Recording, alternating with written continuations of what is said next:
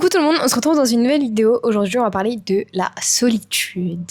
Donc si tu me connais pas, moi c'est Maëva Beau. Tous les dimanches, je sors un vlog que je nomme les Sunday Vlogs et tous les vendredis, je vais essayer de sortir une vidéo de développement personnel, santé mentale, un peu raconter ma vie, donner des conseils, etc., etc., etc. Pour ceux qui me connaissent pas, je suis partie de chez moi quand j'avais 18 ans pour devenir fille au père sur un coup de tête. J'ai quitté mes études, j'ai quitté ma famille, j'ai quitté mon pays, je suis partie comme ça.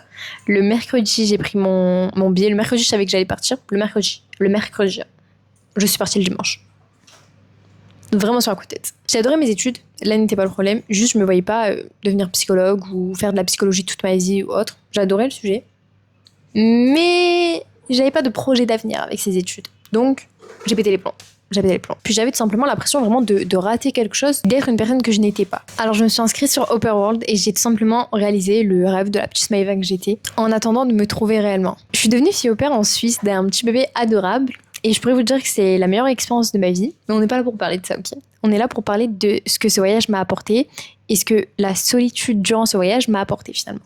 Je pense que je cherchais surtout à m'éloigner de la vie que j'avais et des attentes de la vie que je devais avoir selon les autres. Je voulais vraiment créer une vie à moi selon mes choix.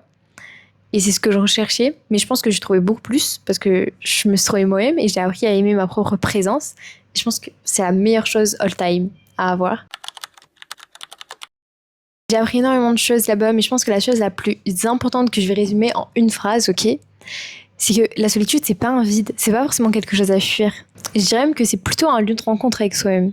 La première leçon importante que j'ai apprise, c'est que s'éloigner de ton entourage, de ton environnement, des pensées des autres, des visions de vie des autres, te permet d'avoir accès à toi-même et à tes propres pensées, à ta propre vision de vie. Parce que prendre un temps pour toi, c'est ultra important. T'écouter sans l'influence d'autrui. Puis tout simplement, demande-toi, est-ce que tu es qui tu es parce que tu as envie de l'être, ou est-ce que tu es qui tu es parce qu'on t'a demandé de l'être? Tout simplement, comprendre d'où viennent tes envies pour réellement avoir du contrôle là-dessus. Est-ce qu'elles dépendent des envies des autres, ou est-ce qu'elles dépendent de ma propre volonté? Je te dis pas que pour t'écouter toi-même, faut à tout prix que tu quittes le pays sur un coup de tête et que tu vas vivre à des milliers de kilomètres de ta famille, mais juste retrouve-toi seul avec toi-même et apprends à t'ennuyer. Apprends à vraiment passer du temps avec toi-même, à écouter tes pensées, sans forcément tout le temps être avec quelqu'un, tout le temps dire alors t'en penses quoi, hein.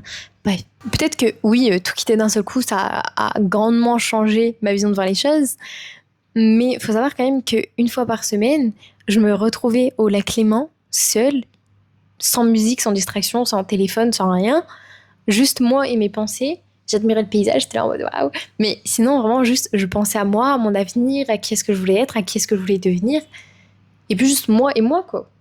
Donc vraiment, mets des choses en place. Genre, trouve-toi un moment calme, paisible, sans distraction, sans téléphone, sans personne, sans rien, juste toi et toi, pour apprendre à te connaître. Deuxième point, c'est que construire ta propre sécurité émotionnelle est un point crucial pour tout simplement te développer dans les meilleures conditions. Parce que si tu le fais pas, tu dépends de la validation des autres. Alors que tu dois attendre la validation d'une seule et unique personne, cette personne-là, c'est toi. Apprends à faire des constats de qui tu étais, qui tu es et qui est-ce que tu as envie de devenir. Apprends à être fier de chaque petit pas.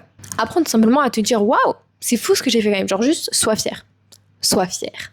Personnellement, pour ceux qui le sauraient pas, alors que j'en parle dans beaucoup de mes vidéos quand même, j'adore écrire et l'écriture, ça a changé ma vie et ça a changé mon mindset. Ça m'a permis tout simplement de m'épanouir quand ça allait pas et de mettre des mots sur ce qui me faisait mal et de développer tout simplement mes émotions et de me comprendre moi-même. Le conseil que je vais vous donner, c'est pas forcément de noter tout ce que vous ressentez tout le temps, bref. Mais s'il vous plaît, achetez-vous un journal, un petit cahier comme ça et écrivez-vous des lettres. Écrivez-vous genre de temps en temps. Moi, je sais que la chose que j'aime le plus, c'est m'écrire des lettres à moi du futur. Genre par exemple, quand je suis arrivée en Suisse, je me suis écrit une lettre pour quand j'aurai fini mon voyage. Ou je me suis écrit une lettre pour dans 10 ans, ou je me suis écrit une lettre pour ceci. Tout simplement parce que déjà, Quentin, quand tu t'écris une lettre pour le futur, tu développes déjà tes attentes pour le futur.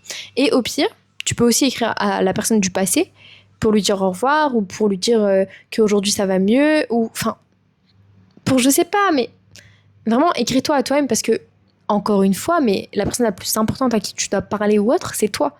Faut que vous appreniez à vous parler, à vous conseiller et à développer vos attentes, vos sentiments, etc. Troisième point, c'est développer sa confiance en soi. La solitude peut littéralement te permettre de développer ta confiance en soi parce que personne n'est là pour te dire ouais t'es pas belle, ça te va pas, ça ceci, ça cela, ça ceci, ça cela, parce que à ce moment-là t'es vraiment juste soit ton meilleur ami, soit ton pire ennemi. T'es la seule personne qui peut te juger, il y a personne autour de toi, il y a personne, t'es toute seule. Donc c'est soit toi, toi, toi, toi. Donc si tu décides de t'aimer et d'être en chien avec toi, il y a personne qui viendra nuire à cela. Tout simplement, personne ne peut venir te rabaisser si tu ne leur donnes pas la chance de le faire. Parce que maintenant, le seul avis que tu demandes, c'est le tien. Et surtout, vraiment, note chaque victoire, même minime. Même si tu fais quelque chose de normal pour le monde extérieur, si tu l'as pas fait hier ou si tu n'avais pas l'habitude de le faire, ou bref, si pour toi c'est un effort, remarque-le. C'est un effort. T'es meilleur qu'hier et ça, c'est le principal, tu vois. La seule personne avec qui de toute façon tu dois être en compétition, c'est toi-même. Hein. La seule personne que tu dois rendre fière, c'est toi. Hein. Les conseils concrets que je devrais donner pour tout simplement s'aimer et apprendre à aimer la solitude et être bien avec soi-même, c'est grand 1, choisis la solitude au lieu de la fuir ou de la subir. Grand 2, vraiment tiens un journal, ou écris tes émotions ou écris-toi des lettres ou juste ce qui te vient à l'esprit en fait.